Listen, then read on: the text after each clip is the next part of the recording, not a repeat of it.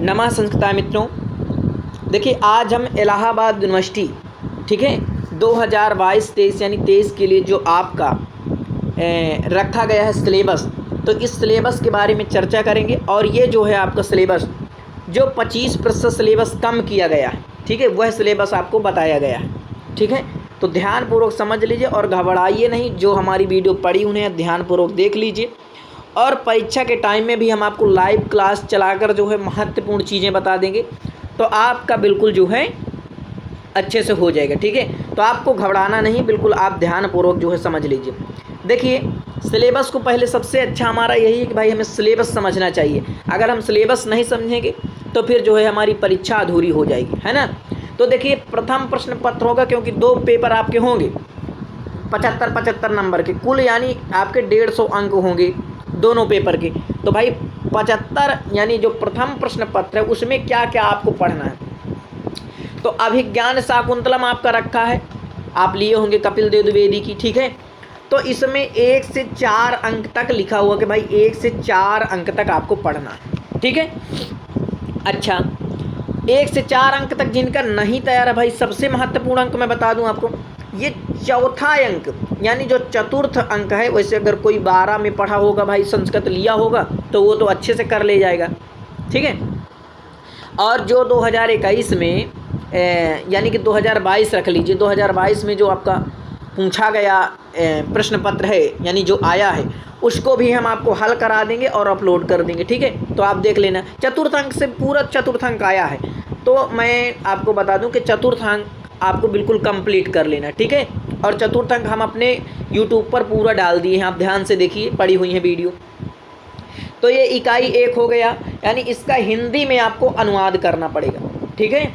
2 श्लोक रहेंगे, उनका जो है आपको हिंदी में अनुवाद करना होगा, ठीक है। तो भाई 2 श्लोक रहेंगे, अगर 10-10 नंबर है तो कितना बन जाएगा, 20 नंबर बन जाएगा, ठीक है।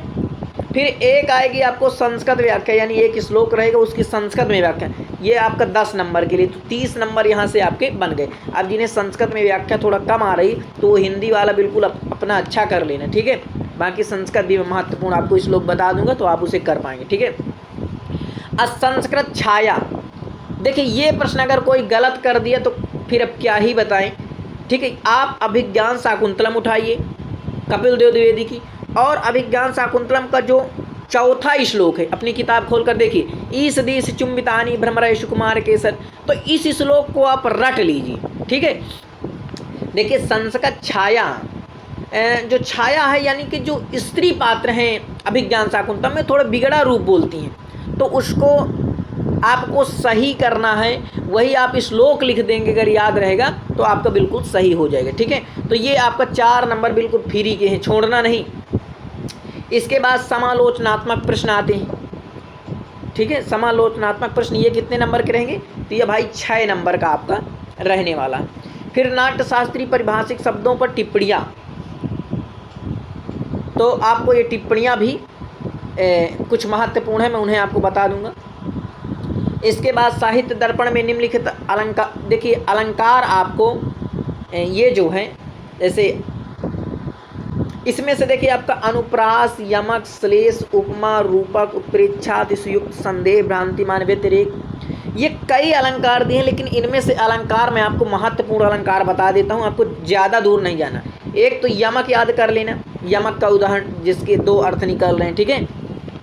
सरस्वती प्रसाद में ये वाला आप कक्षा 12 में पढ़े होंगे, ठीक है। चाहे अनुप्रास अलंकार का आप उदाहरण कावेरी बारी, यही जो भी आपको याद हो वही लिख देना, ठीक है। उपमा है और रूपक, उत्प्रेक्षा, बस ये 5 अलंकार आप तैयार कर लेना, ठीक है। 5 अलंकार अगर तैयार कर लेंगे तो इन्हीं में से आपका फंसने वाला, कोई दिक्कत नहीं। अब आइए छंद, छंद में जैसे अनुष्टुप है, इंद्रव्रजा, उपेंद्रव्रजा, उपजाति, द्रुत, विलंबित, वंशस्थ। वंशस्थ छंद तो मुझे आपको बताना ही नहीं पड़ेगा भाई, जितने भी आपके किरात और नियम में श्लोक हैं, अगर किरात तो जो भी आपको श्लोक याद हो वही आप लिख देना वंशस्थ छंद में। हाँ ध्यान देना, अब वैसे 45 नंबर 46 नंबर तक तो आप याद ना किए होंगे, पूरे श्लोक के पूरे याद किए हैं भाई। 1 से 44 तक आपके जो श्लोक हैं उन पर तो वंशस्थ छंद है, लेकिन 45 नंबर का जो श्लोक है उसमें पुष्पिताग्रह, कौन सा है पुष्पिताग्रह, मैं बता रहा हूँ आपके ज्ञान के लिए। 46 में आपका मालिनी है, ध्यान देना, ठीक है। तो बस ये उपेंद्र प्रजा उपजाति प्रलंबित वंशस्थ, ठीक है, ये आपके पाठ्यक्रम में जो 25% कम किए गए हैं, ठीक है। तो बस जो भी आपको मैं बता रहा हूँ इन्हीं पर गौर करना है आपको। अब द्वितीय प्रश्न पत्र में भाई ये हो गया, इन्हें जो बता रहा हूँ इतना तैयार आपको कर लेना है, ठीक है। अब द्वितीय प्रश्न पत्र में देखिए ध्यान से, किरात अर्जुनीयम ये प्रथम सर, बस आप 25 श्लोक लिखा है। देखिए यहाँ जो है लोक जो लिखा है ये श्लोक है, ठीक है, श्लोक है, ये गलत टाइप है। तो ये देख लीजिए यहाँ 1 से 25 तक, लेकिन आप बिल्कुल 10 श्लोक बिल्कुल अच्छे प्रकार से गहन अध्ययन कर लेना। बस आप शुरू से 10 श्लोक बस आपका यहीं आ जाएगा, ठीक है। हिंदी अनुवाद ये 16 नंबर का, संस्कृत 8 नंबर की समालोचनात्मक प्रश्न आएगा।